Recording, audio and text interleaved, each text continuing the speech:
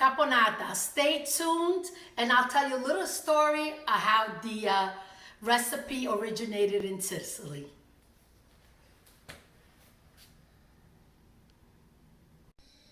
Hello everybody, this is Alessandra. Welcome to my home, welcome to my kitchen.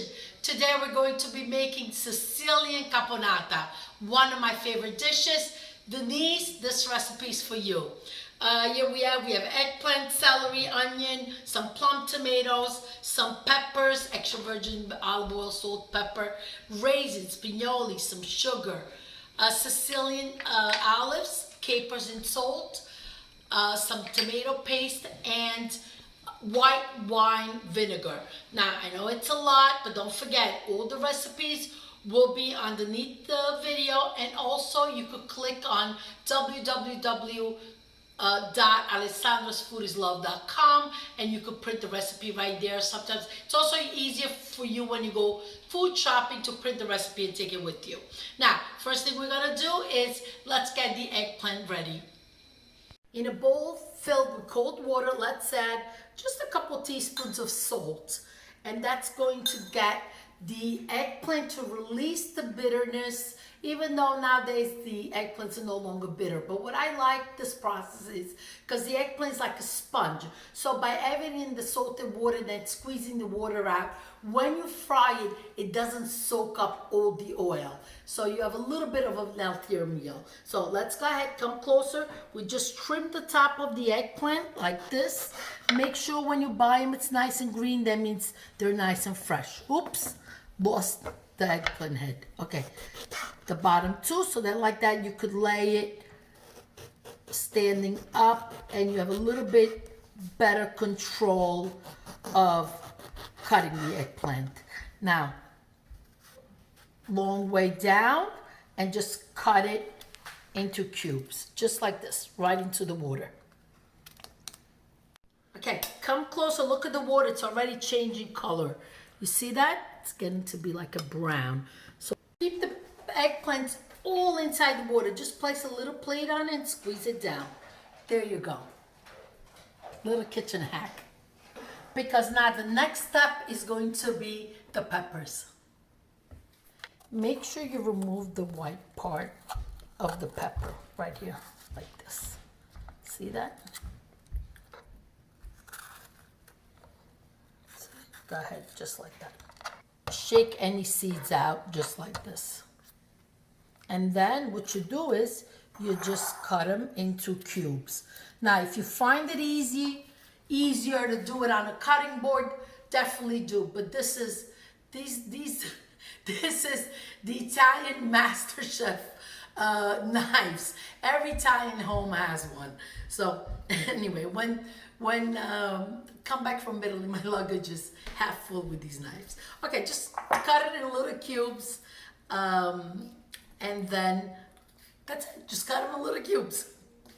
Let's get the celery stalk chopped. Now, if you're using the outer celery stalk, peel it a little bit on the outside. I'm using the white inside, no need to peel for it. So just go ahead, I use 3 celery stalks. So just go ahead and just get them peeled. I'm using a very large onion, get it peeled, and then I want to show you how we're going to make the slices of the onions. Cut the onion in half.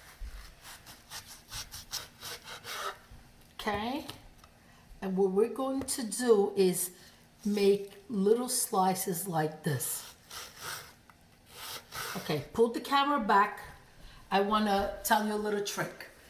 In order not to cry, this is something that I figured out by experience, and I'm ready to cry, is place the cutting board on a stove with the exhaust on. Believe me, you're not going to shed a tear.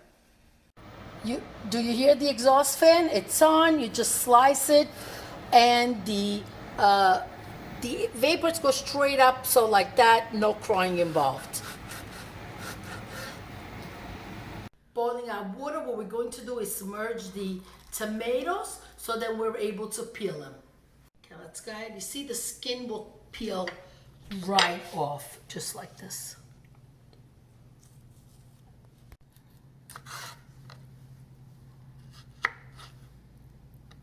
remove the white part inside like this. And if you could, some of the seeds too. Let's go ahead and chop it. Chop the tomato. Once you remove the seeds, you're left with the pulp and no skin and no seeds. Virgin olive oil in. Go ahead, add the onions in, all together on low heat. This needs to cook so very slowly. To cook this, don't be afraid to add a little bit of water because you don't really want any frying with the burning the onions. It's got to be si devono stufare. It's got to be almost like a frying and steaming together. You'll see exactly what I mean, and I'll show you step by step. Lid on and let it cook. We're going to rinse them and squeeze all the water out of them. Now this is where you get your exercise. Squeeze the water out. The more water you squeeze out, the better it is when they fry. Okay, there you go. Place it on a kitchen towel to dry. I'm not going to bore you. Let's get back once I'm done with this. 10 minutes in and you see it needs to cook slowly. And of course, the condensation from having the lid on is helping it cook nicely but not burn. Lid back on. Frying pan on. Olive oil is okay too for frying this, or a canola, or you could use a sunflower peanut oil. I love a lot. So come closer and I'll show you. This is a great way not to splatter any oil on you by putting it on a botapesce, this is called. Not too many eggplants at a time because you don't want to bring down the oil temperature. That's the trick with eggplant. It needs to be high and quick, so like that they don't absorb any oil. Perfect color to remove the eggplants.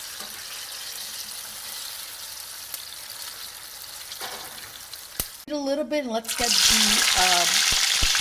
peppers fried too. The peppers don't need such high heat. You want them to cook a little bit slower. So go ahead, add them in and lower the flame. You see how the water is evaporating and it's cooking? Don't be afraid. I'm just going to add a couple tablespoons of water just to continue the cooking process. In a small frying pan, toast the pinoli nuts. They really release a lot of flavor like that. Okay, see the way everything is evaporated, that not releasing any more water? Now it's time to add the tomato paste. Bring the flame on a little higher, the heat on your stove, because you want the tomato paste to fry. See that? Tomatoes go into.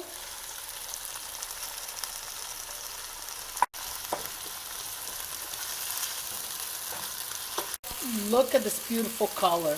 Capers and olives in.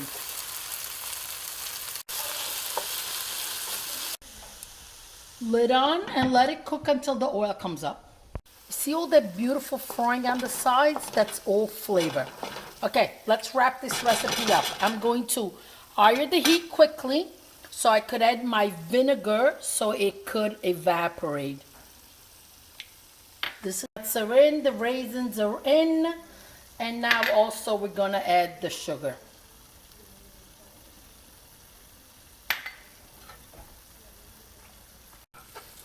Stir it all together so that the sugar could dissolve and give its flavor throughout. Now it's time to add the fried vegetables.